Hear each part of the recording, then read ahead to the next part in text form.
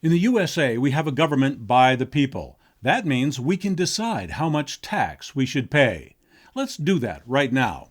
What percent of your earnings should be taken to pay for government services? Here's how you figure that out. After you pay for your housing, utilities, food, clothing, transportation, recreation, healthcare and medical, education, child rearing, and retirement savings, how much should you hold out to pay for the services your government provides? So right now, pick a number, 5%, 20%, 50%, it's up to you. Just select a percent of earnings that you think is fair to you and all taxpayers to keep government running to our satisfaction. Just keep a note in your head of one simple percentage number for your tax obligation goal. Got it? Good. Now I'm going to calculate the amount you actually pay to see if you need to make any adjustments to your government to meet your personal goal. We have to pay federal taxes, but of course we also have to pay city, county, and state taxes. And we're not just obligated to pay what government collects. Sooner or later, we must pay everything government spends. If they borrow, that just means we have to pay it later with interest. So the important number is not the budget or the revenues.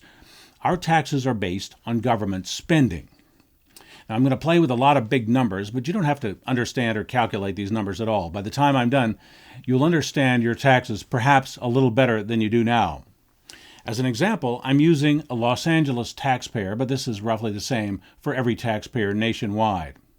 In each jurisdiction, like federal, state, or local, I've divided the number of taxpayers by the amount of government spending. So it's very simple. If it was $100 of spending spread among 2 taxpayers, it would be $50 of taxes and obligations per year. Well, the numbers that government itself provides us tell us that government expenditures per taxpayer for 2013 are right around $27,000. You are on the hook for $27,000 for that year. Government publishes figures on income per household, and there are about 2 taxpayers per household, so the income per taxpayer comes to about $22,000. Okay, so do you remember the percent of your income that you selected as your fair tax rate? Here's the actual percent you owe in taxes for 2013. 122% of your earnings must be paid that year to avoid skyrocketing deficits. How did we come up with what seems like an impossible number? We did it with that magical thing called borrowing. Your government borrowed freshly printed, worthless, unbacked paper currency from the privately owned Federal Reserve banking cartel. Your government named you as the debtor without your informed or voluntary consent. Then they took that money and they bought some drones, and they shot missiles into Afghanistan's villages, and they murdered families while they gathered for their weddings and funerals, so that we could install a puppet government so global corporations could plunder all the oil, minerals, and resources from that country. All of that has been reported even by the mainstream corporate-controlled media, so don't tell me I'm making any of that up. So 122% of your income is your actual tax rate if you pay it all this year. It's more if you don't. It's interesting, isn't it? Any portion of the 122% of your income that you don't pay in 2013 taxes, you will have to pay later with interest. If you selfishly keep even 1 cent of your own earnings, you are essentially putting it on a credit card. Oh, now for the bad news. Since your government has been borrowing for a long time, there's a back bill due of $80,000 per taxpayer.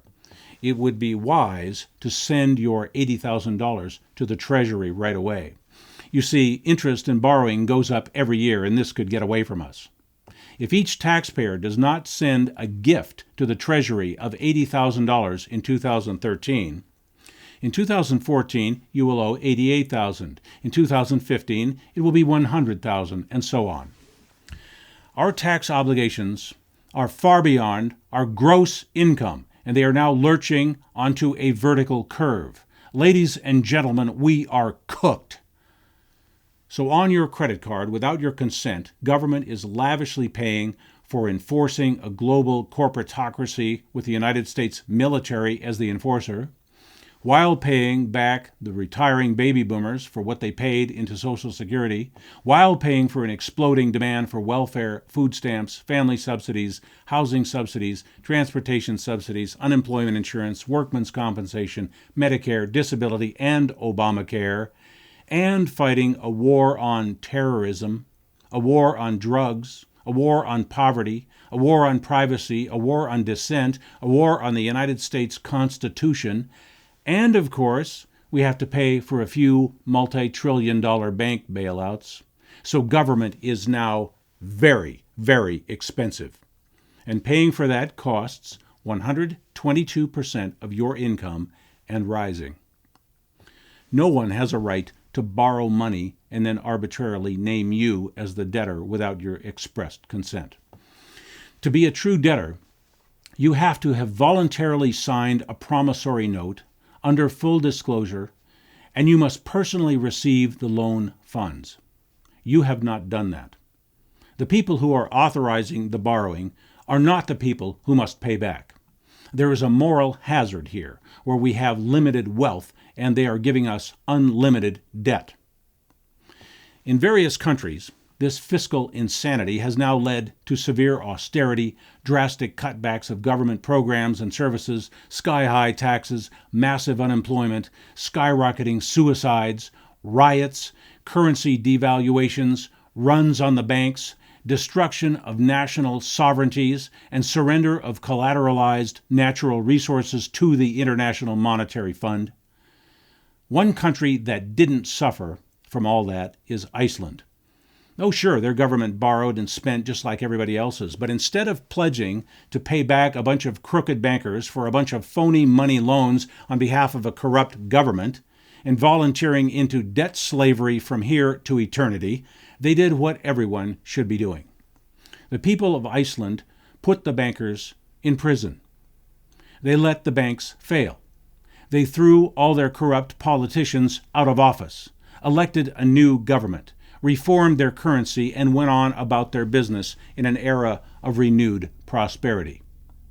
The only way Iceland was able to do that is that the people spoke up and demanded those changes. The people of Iceland were angry, were loud, were resolute, and they were unified in that purpose.